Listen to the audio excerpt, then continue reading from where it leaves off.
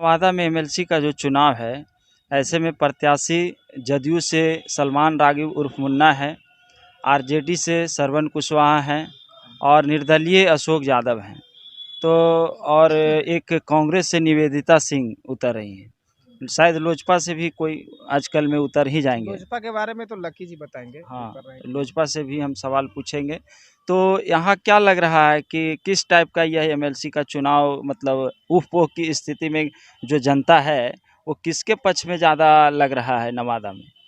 आज अगर दलित को लोग भंजा रहा है ना एमएलसी चुनाव में कि पासी हमरा साथ, दुसाद हमरा साथ, चमार हमरा साथ, राजवंशी हमरा साथ बोल रहा है ना, लेकिन उनका जो युवा साथी हैं जिनके माता पिता वार्ड मेंबर बने हैं, पंचायत समिति बने, लाकी जी के माँ पंचायत समिति बनी है, इनको पता नहीं है कि छात्रवृत्ति का हालत क्या है, इनको छात्रवृत्ति की जरूरत नहीं है क्या?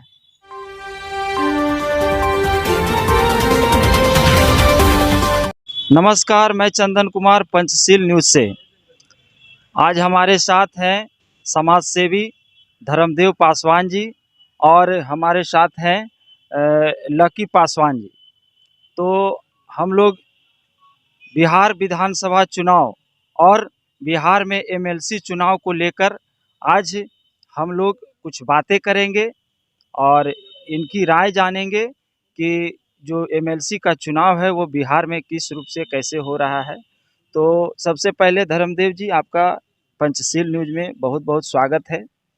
और लकी जी, आपका भी पंचशील न्यूज़ में बहुत बहुत स्वागत है। सवाल यह है कि बिहार में एमएलसी का चुनाव है और एमएलसी का चुनाव में सभी दल, सभी राजनीतिक पार्टियां जो हैं अपना अपना कैंडिडेट उतार रहे हैं। बात करना चाहेंगे कि बहुजनों की पार्टी कहे जाने वाली राष्ट्रीय जनता दल, जो खुद को ए टू जेड की पार्टी कहती है, तो सवाल यह है कि ए टू जेड की पार्टी कहे जाने वाली आरजेडी की सरकार में, जो आज आरजेडी की पार्टी में दलितों को उपेक्षित आखिर क्यों रखा गया है? क्योंकि पूरे बिहार में जो है वो एक भी सीट पर दलितों को एमएलसी चुनाव में उम्मीदवार नहीं बनाया है। सबसे पहले मैं आपके चैनल को बहुत बहुत धन्यवाद देता हूँ। आपको पता होगा चंदन भाई, जिस समय पूरे बिहार में समझिए एक तरह से दलित युवा क्रांति का जब शुरुआत हुआ था, पहले तो था भी नहीं। आरजेडी के टाइम में ये अलग बात है कि लालू जी ने जगह जगह पे लोगों को अधिकार दिलाए, ये अलग बात है। वो समय भी नहीं है और वो मतलब स्थिति परिस्थिति भी नहीं है। सवाल ये है कि जब इतनी बड़ी आबादी है दलितों का, मतलब पूरे बिहार में 15% आबादी है दलितों का, आदिवासियों का 15% आबादी है। हम अभी जनरल बात नहीं करेंगे, इसलिए नहीं करेंगे कि जो हमारा जनसंख्या है, जो हमारा मतलब अधिकार है, उसी का बात करेंगे।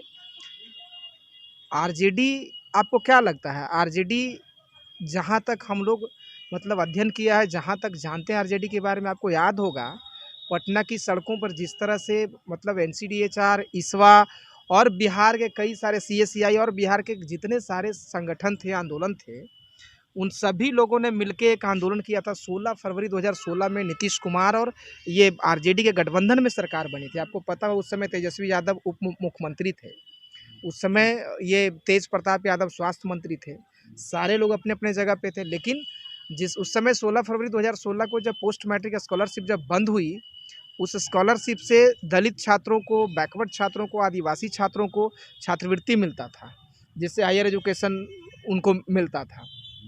तो उस समय जब तेजस्वी यादव थे, उप मुख्यमंत्री थे, जब पूरी ध्वनि मंच से विधानसभा में जब ये कानून लाने की बात हुई, पोस्ट मैट्रिक स्कॉलरशिप बंद करने की जब बात चली, एक नोटिफिकेशन जारी हुआ, उस नोटिफिकेशन के आधार पे पोस्ट मैट्रिक स्कॉलरशिप को कैपिंग कर दिया गया।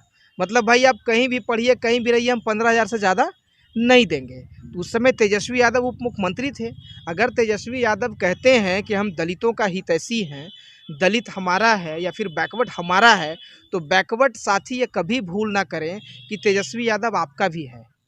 क्योंकि बिना, बाबा साहब डॉक्टर भीमराव अम्बेडकर ने कहा था कि शिक्षा शेरनी का वो दूध है जो पिएगा वो दहाड़ेगा। मतलब यहाँ क्या लग रहा है कि किनका सीट निकलने वाला है नवादा में एमएलसी का?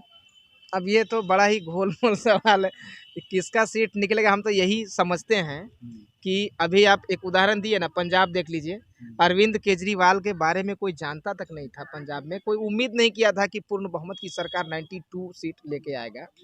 उसी तरीके से सारे जगह हो रहा है। अब जनता क्या खोजता है? विकास।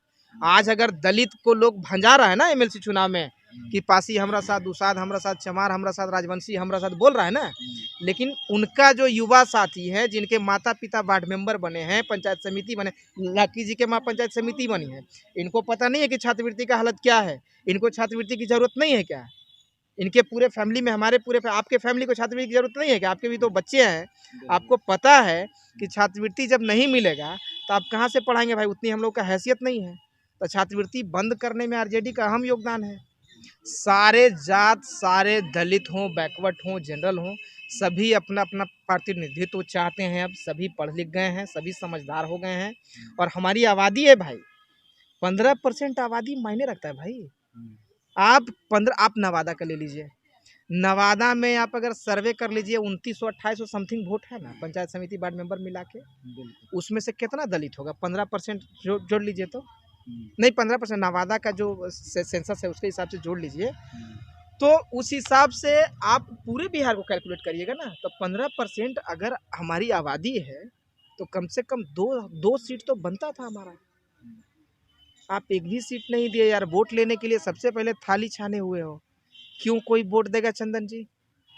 सबसे पहले तो तेजस्वी यादव जी के साथ शुरुआत से ही जीतन राम मांझी, आदरणीय मुकेश सहनी जी एक साथ थे। कहाँ थे? इस विधानसभा में तो नहीं थे। तो विधानसभा में अब किस बात के लिए उनमें अनबन हुई, अंत समय में जब प्रेस कॉन्फ्रेंस हुआ, मुकेश सहनी जी अपने निषादों के जो बात करते हैं वो अच्छी बात है, अपनी समाज की बात करनी चाहिए। उनको लेकर उन्होंने कुछ ज़्यादा सीट की मांग किए होंगे या कुछ उन्हें समझौता ना हो पाया होगा, जिस कारण उनमें टूट हुई और वो एनडीए में चले गए। और जीतन राम मांझी जी भी जो शुरुआत से महागठबंधन में बने हुए थे, अंततः जब एनडीए में चल गए, जिससे एक दलितों में मैसेज गया कि हमारा जो पार्टी है, जितने भी दलित की जो पार्टी है, और जहाँ तक लोजपा की आप बात करें तो आदरणीय चिराग पासवान जी तो एकला राह पे चल चुके हैं। वो बिहारी फर्स्ट विजन के साथ वो अकेलौते चल रहे हैं। चाहे वो विधान परिषद का भी उम्मीदवार आप देख लीजिए, वो किसी से गठबंधन नहीं किए हैं। पिछले विधानसभा भी देख लीजिए, विधान परिषद देख लीजिए, और आने वाला समय बताएगा किससे गठबंधन करेंगे। लेकिन मुख्य जो है, जो दलितों का जो आप बात कर रहे हैं कि गठबंधन नहीं हुआ इसलिए नहीं बना, तो हो सकता है एक मैसेज गया होगा दलितों में कि हमारी जो पार्टी है, जो दलितों को जो भी अपनी पार्टी मानते हैं, वो महागठबंधन के साथ नहीं है। तो इस कारण हम समझते हैं कि 12,000 का जो अंतर था महागठबंधन को, जो एनडीए से कम मिला, वो प्रभाव पड़ सकता है। इस कारण सरकार नहीं बनी। तो आप मानते हैं कि दलितों की राजनीतिक पार्टियां से गठबंधन नहीं होने के कारण तेजस्वी यादव की सरकार बिहार में नहीं बनी? अभी जनता ने अपना मत दिया है, इसको स्वीकार करना चाहिए। वैसा नहीं है, अंतर तो था, 12,000 का अंतर है। और राष्ट्रीय जनता दल भी एकलौता 75 विधायक लाए हैं, लेकिन कहीं ना कहीं मैसेज गया था दलितों में कि हाँ, हमारे जो भी पार्टियां हैं जो दलितों से ताल्लुक रखते हैं, जिनके राष्ट्रीय दलित हैं, वो वोट नहीं दे पाए, उनके जो समर्थक थे। हो सकता है, पूर्ण रूपेण तो नहीं कर सकते, लेकिन जनता का जो मत है उनको स्वीकार करना चाहिए। चलिए, तो हमारे साथ लकी पासवान जी थे, और अभी आपका यह जो है प्रतिक्रिया अपने कमेंट बॉक्स में ज़रूर दीजिएगा, और हमारे चैनल को अगर सब्सक्राइब नहीं किए हैं तो सब्सक्राइब कर लीजिएगा। और आप सभी को हार्दिक बधाई, ढेर सारी शुभकामनाएं।